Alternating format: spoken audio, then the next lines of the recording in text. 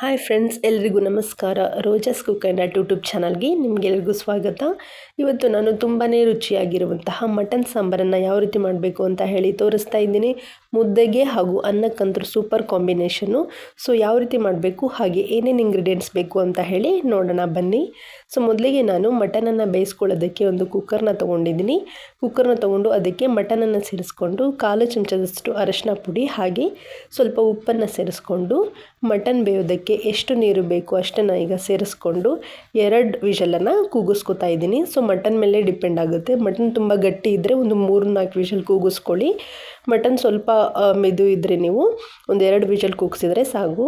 So ಇದನ್ನು ಸೈಡಲ್ಲಿ ಎತ್ತಿಟ್ಕೊಂಡು ಈಗ ಖಾರ ಯಾವ ರೀತಿ ಮಾಡಬೇಕು ಅಂತ ಹೇಳಿ ನೋಡೋಣ. ಒಂದು ಮಿಕ್ಸಿ ಜಾರ್ನ ತೊಗೊಂಡು ನಾನು ಅದಕ್ಕೆ 1 ಕಪ್ ಆಗುವಷ್ಟು ಕಾಯಿ ತುರಿ ಹಾಗೆ ಚಕ್ಕೆ, ಲವಂಗ, ಏಲಕ್ಕಿ, ಸ್ವಲ್ಪ ಗಸಗಸೆ ಹಾಗೂ 2 ಚಿಕ್ಕ ಟೊಮ್ಯಾಟೊ ಹಾಗೆ 2 ಈರುಳ್ಳಿ ಹಾಗೆ ಕೊತ್ತಂಬರಿ ಸೊಪ್ಪು, ಶುಂಠಿ ಬೆಳ್ಳುಳ್ಳಿ ಪೇಸ್ಟು, ಕೊನೆಯದಾಗಿ ನಾನು ಹುರಿಗಡಲೆನ ಸೇರಿಸ್ಕೊತಾ ಇದ್ದೀನಿ.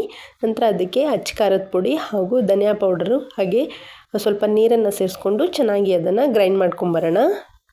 ಸೊ ನೋಡಿ, ನಾನು ಮಟನನ್ನು 2 ವಿಷಲ್ ಕೂಗಿದೆ ಅದು. ಸೊ ನೋಡಿ, ಈಗ ಮಟನ್ ಎಲ್ಲ ಚೆನ್ನಾಗಿ ಬೆಂದಿದೆ. ಸೊ ಈಗ ಸಾಂಬಾರನ್ನ ಯಾವ ರೀತಿ ಮಾಡಬೇಕು ಅಂತ ಹೇಳಿ ನೋಡೋಣ. ಸೊ ಈಗ ಒಲೆ ಮೇಲೆ ಒಂದು ಪಾತ್ರೆನ ಇಟ್ಕೊಂಡಿದ್ದೀನಿ. ಅದಕ್ಕೆ ನಾವು ಒಂದು 2 ಟೇಬಲ್ ಸ್ಪೂನಷ್ಟು ಎಣ್ಣೆನ ಸೇರಿಸ್ಕೊತಾ ಇದ್ದೀನಿ.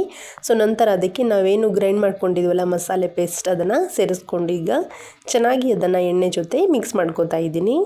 ಸೊ ನೋಡಿ, ಈಗ ಮಿಕ್ಸ್ ಮಾಡ್ಕೊಂಡ ನಂತರ ನಾವು ಅದಕ್ಕೆ ಈಗ ಎಷ್ಟು ಬೇಕೋ ಅಷ್ಟು ನೀರನ್ನು ಈಗ ಕನ್ಸಿಸ್ಟೆನ್ಸಿ ನೋಡಿಕೊಂಡು ಈಗ ಅದನ್ನು ಸೇರಿಸ್ಕೊಳ್ಳೋಣ. ಸೊ ಅಂದರೆ ನಾನು ಮಟನ್ ಬೇಯಿಸಿದ ನೀರನ್ನೇ ಯೂಸ್ ಮಾಡ್ಕೋತಾ ಇದ್ದೀನಿ.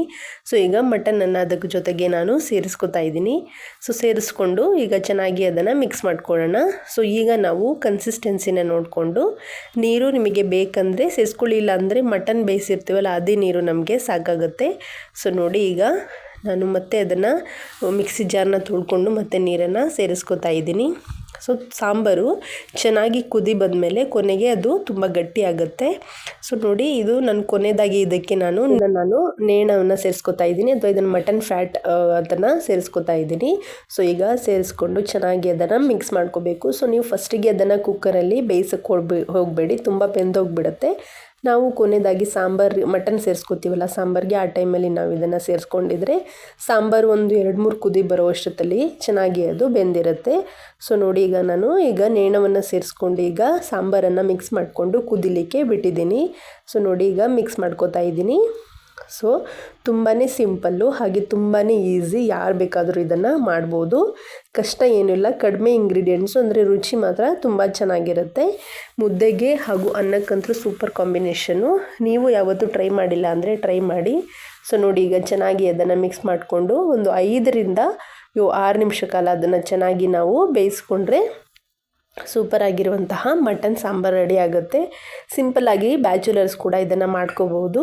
ಸೊ ನೋಡಿ ಫ್ರೆಂಡ್ಸ್, ಈಗ ಕೊನೆಯದಾಗಿ ನಾನು ತೋರಿಸ್ತಾ ಇದ್ದೀನಿ. ಮಟನ್ ಕೂಡ ತುಂಬಾ ಚೆನ್ನಾಗಿ ಬೆಂದಿದೆ.